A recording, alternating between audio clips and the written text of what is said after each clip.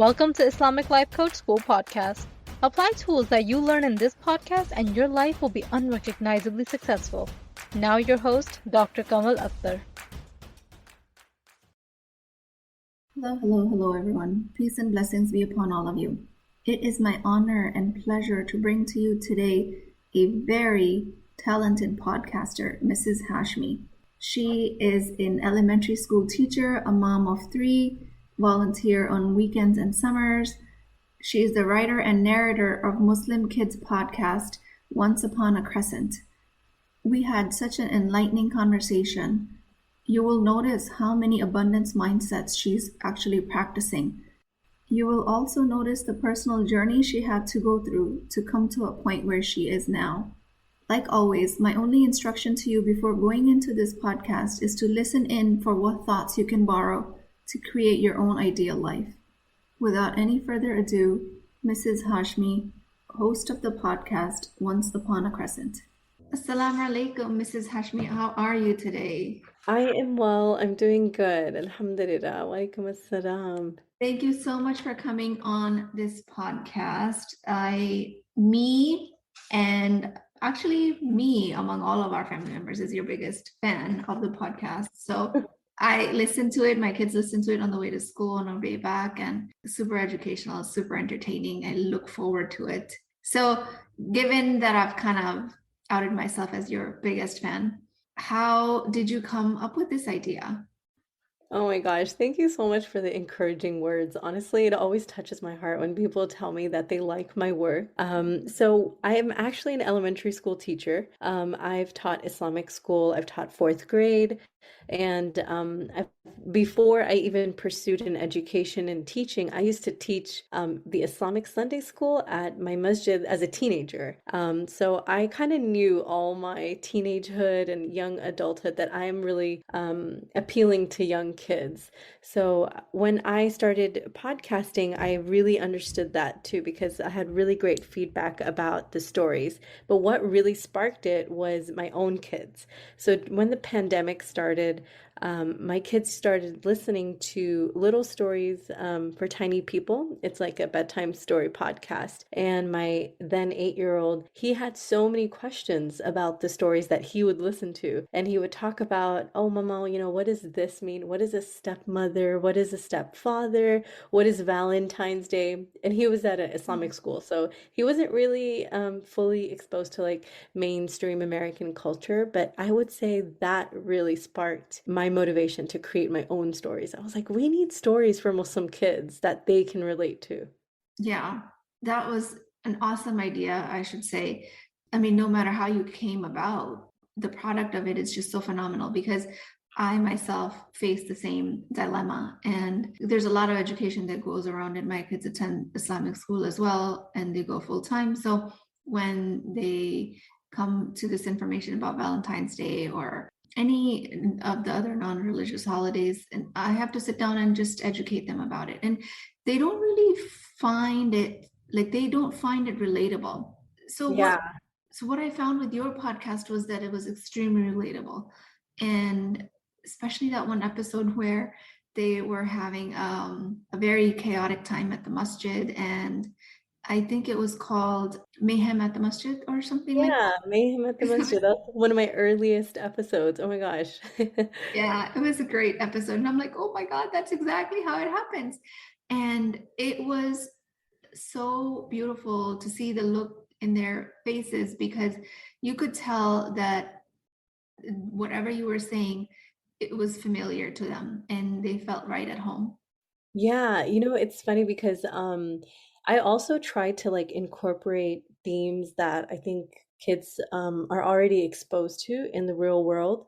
I remember I wrote that episode right around the George Floyd incident that happened, and there was like the Black Lives Matter movement that was really, at its peak during the summertime. And I remember thinking like, man, this is racism. And how would you talk about racism with kids? And I always wanted to like make a story that helps bridge that understanding between kids and adults, like something that will spark meaningful conversation, right? Like how do you talk about these difficult things with children? And I did the same thing with like Palestine as well. Like there's a episode that I did Dino Land, defending Dino Land. So the parallels in that story, like there's a dinosaur group and they're being pushed out of their land, and they have to defend their land and things like that. And I felt like, if there is a way to casually bring up these heavy topics, then it should be through like a lighthearted story. So that was kind of the motivation behind that, to talk about racism and how just because we look differently, and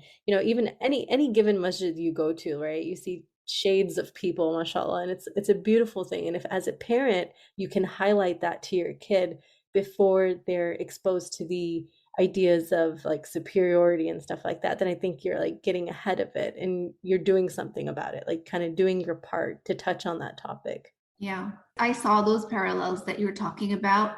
And initially, when I started listening, especially to the Dino Land episode, I'm like, how is she going to make that connection? But it was refreshing that you never did. But at the same time, it was so similar that you could tell. And it pretty much pointed to the universal struggle of colonialism, or people taking over other people property just out of superiority complex or whatever. Yeah, and I think that's what's kind of cool, right? Like you as a parent have the option to expand on the topic if you want to delve deeper, if you want to get into it, like, based on how appropriate you feel it is for your kid. I did have some parents got message me, and they were like, "Oh, we don't know how to approach this conversation. Isn't it too young? My kid is only 5, my kid is 6." But I mean, for sure, to each their own how they want to handle these conversations, with their kids. But I personally, like, I used that as an opportunity with my 8-year-old back then. And I told him, well, there are people in our world. This is a fiction, a fake story. It's about dinosaurs. But this conflict does happen in the real world. So I kind of touched on that topic for him. But again, it's open-ended, right? You can take it or leave it kind of thing. You can enjoy it as a story or you can build on it. So I love that open-ended part of it, because it's so, the way you narrate it, it's so imaginative that you can literally place it in any area of your life and reference it. Okay, so this is kind of like, oh, remember we heard about it in the podcast and Mrs. Hashimi was talking about it, and it quickly connects to many areas in your life. I mean, without giving the podcast away, but everyone should listen to it. Like, especially my child, he's obsessed with dinosaurs. And we thought it was just an initial phase, but now he's into genus and species and time periods. And I was okay. I thought that was going to be over at 4, but he's 7 and he's like reading more and more books about it. And it was very relatable to him, and I'm sure like other kids too. Yeah, I was thinking it's funny that you say that. I think when I'm thinking of things that are relatable to kids, I think for sure dinosaurs, and then for sure Legos, right? Like there's a story that I think I did 2 stories where I kind of placed the Lego as the focal point, because a lot of kids, they can understand, oh, you lose a Lego, or you really want a Lego so bad but your mom says no at the store. Hamza's Lego lesson was about a kid who kind of justifies shoplifting. Right. He doesn't mean to. He literally doesn't mean to steal, but like his inner voice is like, oh, this box is already damaged. Who's gonna buy this? You might as well just like, pick at it. And then before he knows it, like he just walked out of the store with the packet of Legos.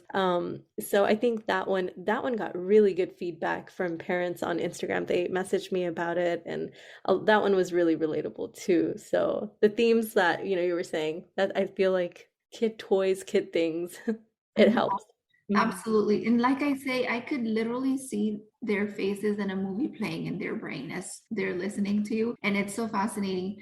The very relatable topics like Legos and toys and pets and dinosaurs, like you said. This particular Hamza episode that you're talking about, it was just so fascinating to me because I'm always trying to explain to them this inner dialogue that we're having. And it's very obscure type of a concept. So it's hard for me to help them understand that sometimes we have these inclinations that aren't in our best favor. And they're learning to separate themselves from that narrative. And that episode really helped me, especially set that groundwork that, okay, remember that guy, he could tell himself that it's okay to steal, and he was able to justify it to an extent where he actually even did it. But eventually, I don't want to give the ending away, but eventually things come around. And if you recognize that you did something that you weren't supposed to, and if you repent, if you do your tawbah, it doesn't make you a bad person. It really gave me a very strong foundation and really strong groundwork to help explain to them that this is a part of life. This is something Yeah, that you're going to have to overcome and understand about absolutely. yourself. Yeah, and in part of the episode, the kid, he has like a very physical reaction, right? Like his hands are sweaty, his heart is racing, and I really wanted to point that out because for my kids, when they listen to it, I kind of expand on these topics by saying like, like subhanallah, our bodies know, right? Like we don't want to do these things, and it's uncomfortable. Just like when a kid lies for the first time or when they're experimenting with lying, their eyes are shifty, they're kind of like, uncomfortable, and you can visibly see that this is abnormal. This is not what they usually do. So I think that's such a beautiful thing to highlight. Like Allah created us on fitrah, Allah created us pure, like our souls are pure. And when we do things that are not in line with our fitrah, our body like reacts to it. So I think that was another thing that I got to deep dive into with my eldest son. Yeah, a lot of healing in that, definitely. Because a lot of my coaching is curated around this body's reaction not being present, or they suppress it so much that even if it is present, clients are not in touch with it or they don't recognize it when it does happen. And like you say, the body knows. And a lot of healing from big T trauma or little T trauma in my coaching, we do a lot of this body awareness work, getting in touch with these sensations, heart Yeah. racing, sweating, flushing. Right.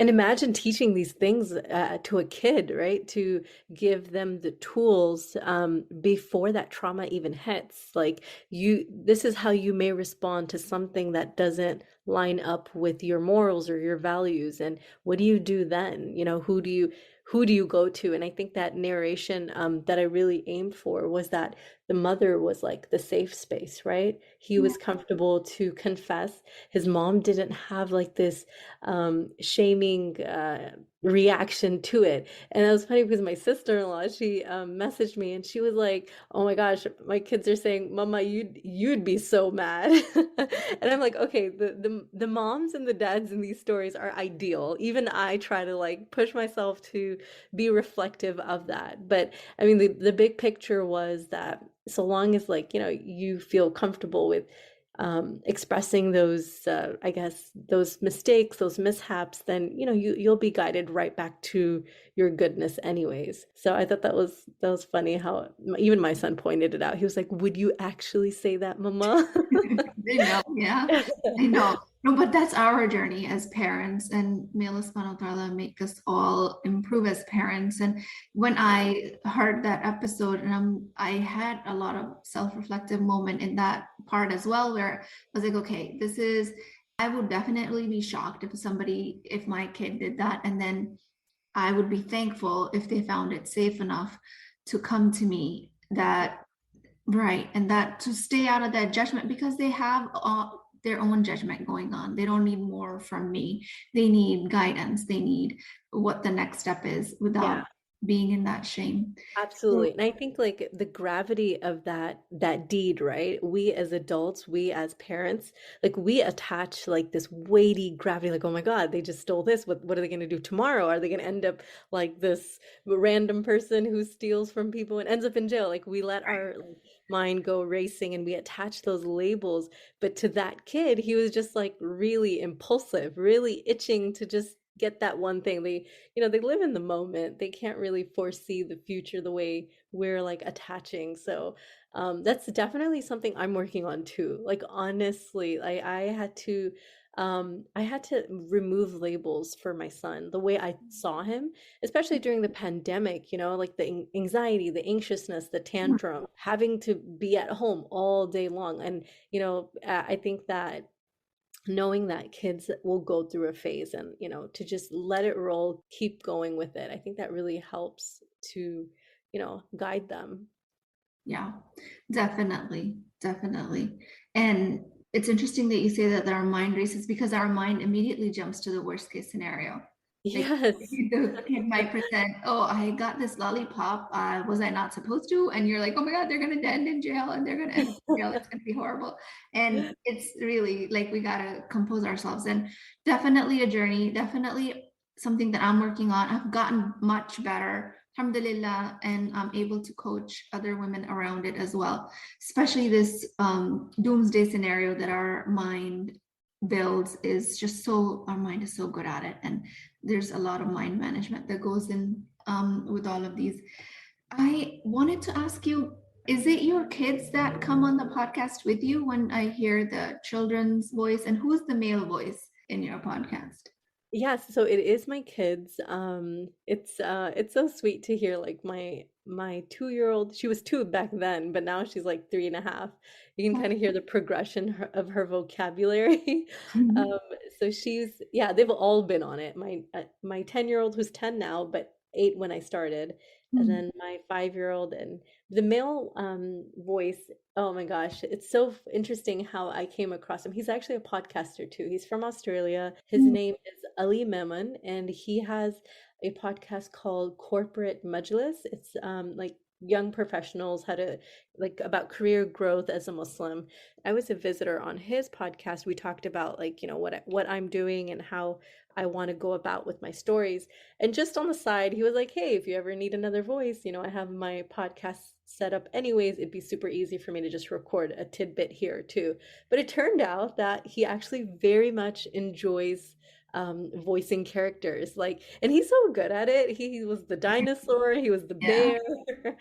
He's like the baba in a few of the episodes, and totally voluntarily, like, Mela reward him. He has a daughter of his own that listens in, and she gets excited when she hears her dad. But subhanallah, Allah finds ways for you, right? I've always kind of wondered about that. I'm like, man, how am I gonna bring in like an X factor? It's just me at this point, my voice. So, sometimes the kids will come and go, Yeah. but I feel like that door really opened up for me, and he's available, alhamdulillah, to just voice however I see fit. Yeah, it is. He's so vocal, and I love the his voiceovers and the character. It just comes to life in his voice. It's incredible, and definitely he has a great talent in that regard. So when you say things kind of open up for you, doors kind of open up for you, did you have any doubts before you started this or while you're doing it? And if so, how do you overcome them? So I did have doubts, right? Like at first it was the whole like breaking out of my shell and being this persona online. Like I don't have any pictures online. I have literal no online presence. Like I'm not an extrovert at all. I keep to myself. It's just me, the kids, and my family. So I'm like a nobody on the online world. So for me to put myself out there and like, be silly or make these voices, it's I still struggle with it. But I think the main thing I always doubted, I was like, are these stories even engaging? Like, will kids even listen to it, that kind of thing. And I kept telling myself, like, there's no harm in just trying. Like I don't lose anything by just doing it, right? Like, okay, so someone says, nah, I'll pass. Everyone has the right to say that, right? They should be able to say this is not my cup of tea and move on. Like that's not really a reflection of me. I'm going to put my best foot forward, and it'll be good enough for someone. If it's good enough for my kids, if anything, they'll listen to it. There'll be one subscriber and listening in. So I kind of went in with that mindset, like no expectations, if it's good on everyone else. If they want to hear, if they want to tune in, if they don't, it's all good. But after a year of podcasting, I think I came to a point where I'm like, oh man, this is very time consuming. It was like 8 hours, right, for me to publish. It takes me about 8 to 9 hours to put a story out there, writing a story, narrating it. I do all my editing myself. I do the sound effects myself. I have like, it's kind of like a one woman show. And I kept struggling with this idea of whether I should continue or not, or if I even have the time.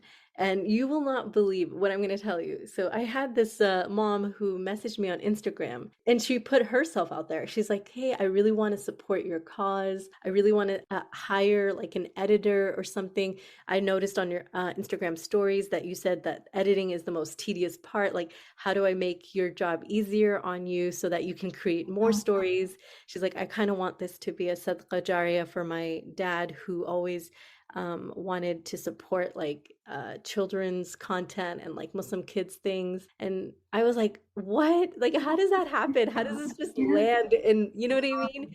Yeah, subhanAllah. And, we got in touch, and, the person that I am, I'm like, no, I'm okay. I got it. I got it. And she kind of picked up on that vibe. She's like, look, you're going to be helping me because I want to do something good on my late father's behalf. She's like, whether you take it or not, like, I still want to help.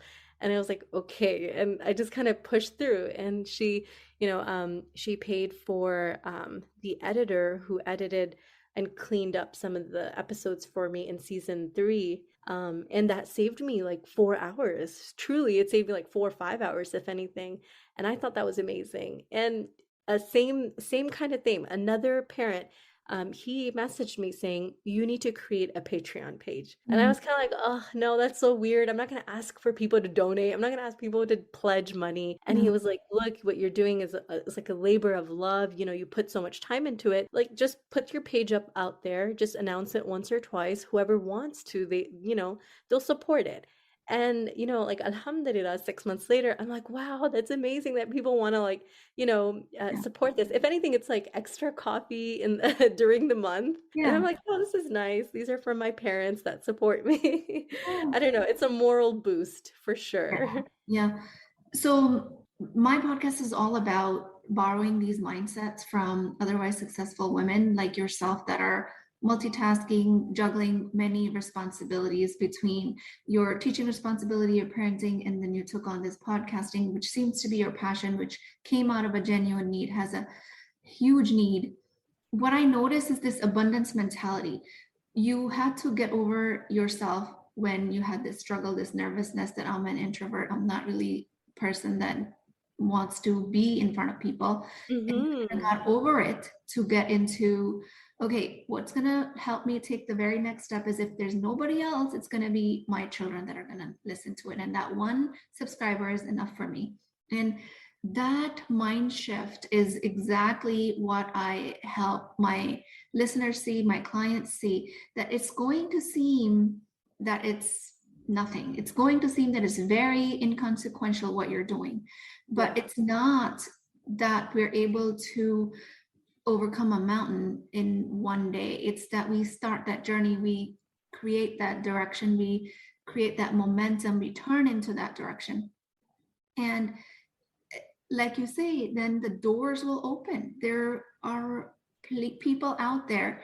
If, let's say, you didn't take this initiative, there'd be no way for somebody to ask you to start a Patreon page or for them to have the opportunity to donate money so you can hire an editing service, which takes your podcast to a higher professional level. Like, you put your work out there for them to take that opportunity. And it's also fascinating for me when you say that you are a one-woman show and you were kind of reluctant into accepting this help, but accepting help from others is not as much about us as it is about them. And she said, like you say, the parent or the woman that helped you is she was going to do it regardless, and she's doing it for you. So very abundant of you to let her be in her element and do what she's capable of doing. That is a gift that you gave her.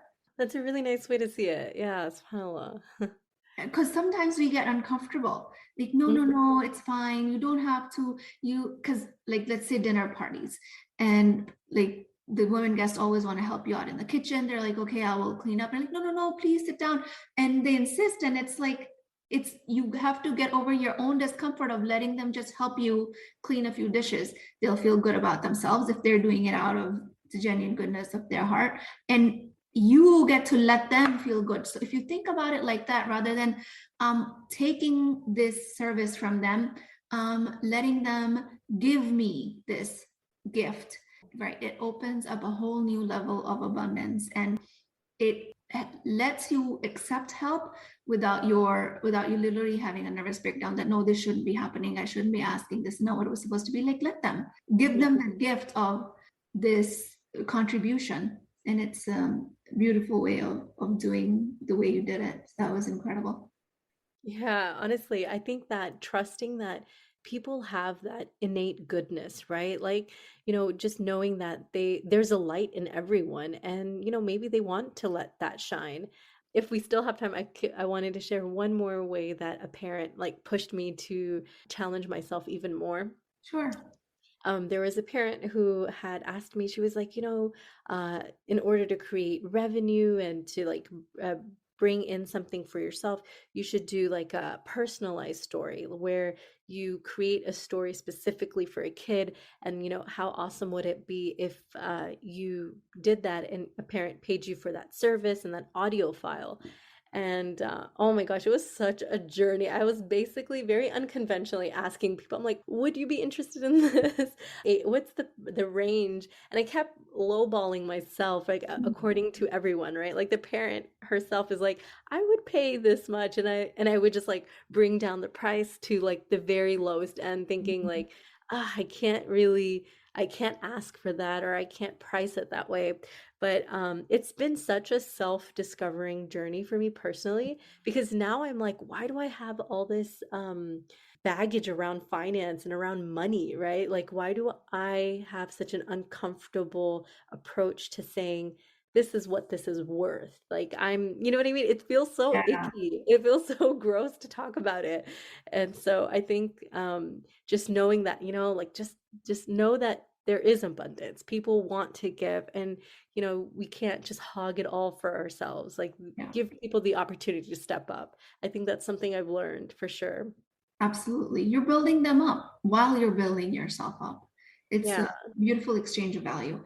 It's when you step into your value, if you're realizing your dream the way you are, and you sound you're very enthusiastic about, very passionate about this, is you come into your limitations. Okay, I have to expand myself into producing this podcast, but I'm also having mind drama about money, about my finances, about figuring out how much I'm worth, how much my ideas are worth, how much what product I put out in the world is worth, and can I up level it? Do people value it? If they don't, why not? Can I redesign my product to Hmm. something that people value? And this relationship with self-worth as even exchange of value with money, with entrepreneurship, like you say, self-discovery, that's a huge, very deep term, because you don't come into this path of self-discovery if you're just not realizing your dreams. Yeah, and if you're not doing anything about it, right? Where are you going to get that push, and when are you going to challenge your own thoughts about it? Correct. Exactly. So So true. to me, that is the real life of Ihsan.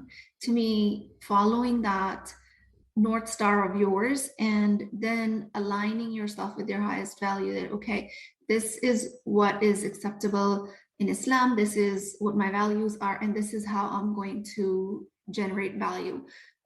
Whatever exchange of value, money most often is the most common exchange token of exchange of value, but there are other exchanges of value, like the podcaster that you found or this parent that donated editing time. It really expands your horizon. And I want you to help us just take this a step further because, like you say, you don't have any pictures online. And women are stuck in this black and white mentality, especially Muslim women, that if they have to pursue their dreams, that somehow they're exposing themselves, and then all of a sudden their nervous system is shocked that this is not what I'm used to, this is difficult. And how would you help them come to terms with this dichotomy of you can't keep conservative values and you can add value to the world? Yeah, absolutely. I think that, for each person who has that dilemma, I think for sure you have to ask the hard questions like, am I just hiding behind this idea so I don't get uncomfortable because I fear failure, or because, you've been conditioned to just like be in a box because anything outside of that box is like, immodest, or you've been shamed for it at some point and you're like, no, I'm not that person that's so extroverted and so out there. Um, but subhanAllah, there's so many times that even I'm like rechecking my intentions, talking to myself internally, like, what am I doing this for? Who am I doing it for?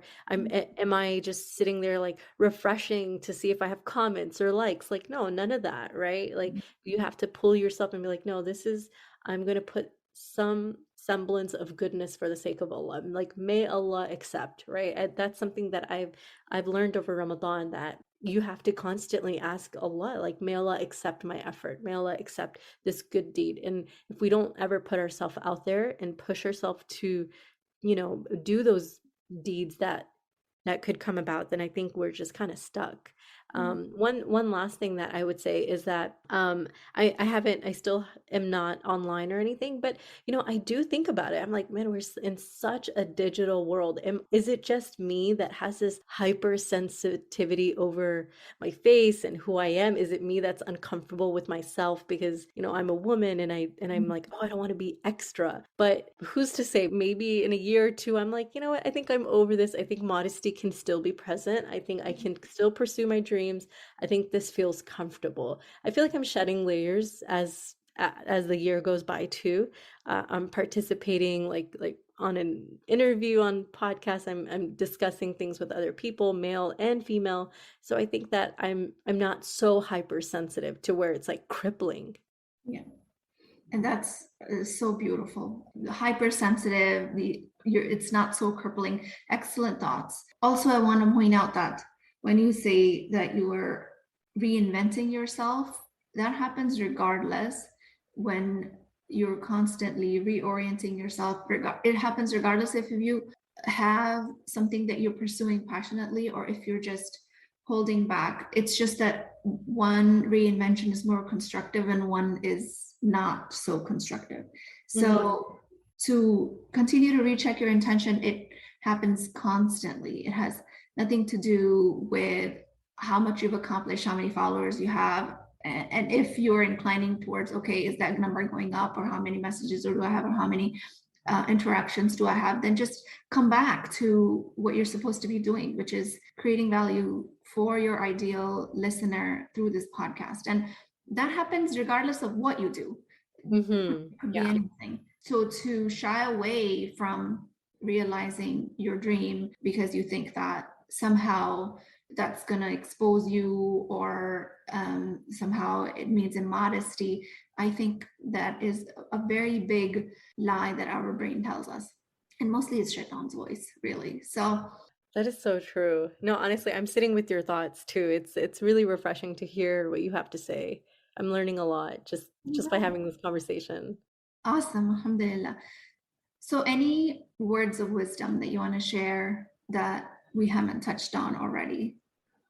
I think that now that I am more involved in, children's content, I'm also doing things at my local masjid. I teach Sunday school at my local masjid. I'm doing like a summer camp with kids that are ages 6+. I'm starting to see the beauty in childhood more and more, and I feel like we just miss out, right? We miss out on the giggles, or like the smiling faces of our kids, or like the annoyances of having kids around. Even that it's sweet. Like when you read the news and you're like consumed with negativity on the media, you're just like, where is that safe bubble, like that innocence? And I really think that if more people like channeled themselves into the eyes of a child, it would be such an amazing recharge, right? Like sometimes I just like put my phone away, and I leave what I have to, and I just get on the floor with my kids and I just listen to them just talk and talk, and like their eyes are lighting up and their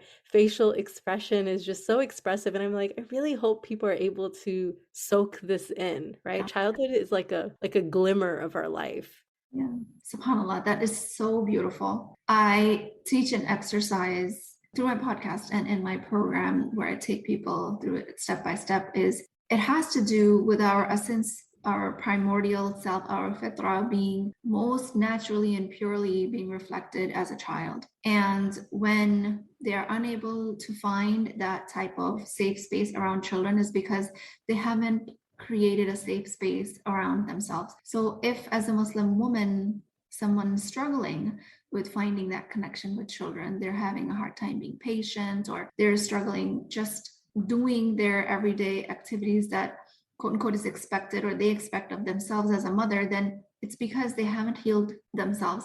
So what I ask them to do is to look at their childhood picture and imagine that pure being. And like you say, that pure being is children, because they don't have the influence of that corrupt voice. They are pure in their essence, and it's the purest form of the essence that a person can see in their lifetime. So Yeah. then to go back and connect to your children at that level, like you were saying, and connect to themselves at that level, and to start seeing that beyond all this facade of what this life created, there is a pure essence, the primordial self. And I totally agree with what you said. It just gives me an idea of how much passion and drive you have behind the work you do. And I can't wait for the rest of your works. I'm so excited. Thank you so much. Honestly, I have one more story for the end of the season, and then inshallah I'll start up again towards the end of the summer. Summer break is a little hectic, but sometimes when the inspiration hits, I'm like, you know what? I'm just gonna go ahead and record my story. But yes, for sure, I'll be uploading the last one for the season in about a week or so. Honestly, your words of validation have been so nice to hear. I'm just like, it's really touching. It almost feels like, it's gonna sound so lame. It almost feels like it's like Allah's way of saying, yes, like go on, you have an impact and things will be easy. Like just keep at it. Sometimes we have those self-doubts, but may Allah make it so that everything that I do is a means of goodness. It's a means of understanding for kids so that they can build their moral compass, inshallah. I really pray that it's khair for everyone. Amen. Thank you so much. That was so beautiful. Thank you very much for your kind words and your time. And you do you, okay? You do the next episode when it's convenient for you. No pressure, even though I'll be waiting, okay? Thank you for having me on. Thank you Of so course. much. Thank you. Assalamu alaikum. Wa alaikum assalam. If you're interested in getting coached by me, I'm offering a very affordable opportunity to do that with Wisdom Wednesdays. This is not a course, not a lecture. This is an opportunity for live coaching, real change with Islamic adab and etiquette. You do not need more information. You actually need a space to create change. At $19.99 a month, which is a price of takeout dinner, you as a Muslim woman will create confidence, intimacy, and connection without shame or fear of judgment, because your privacy is my highest priority. So join at www.islamiclifecoachschool.com, resources, Wisdom Wednesdays. I'll see you inside, inshallah.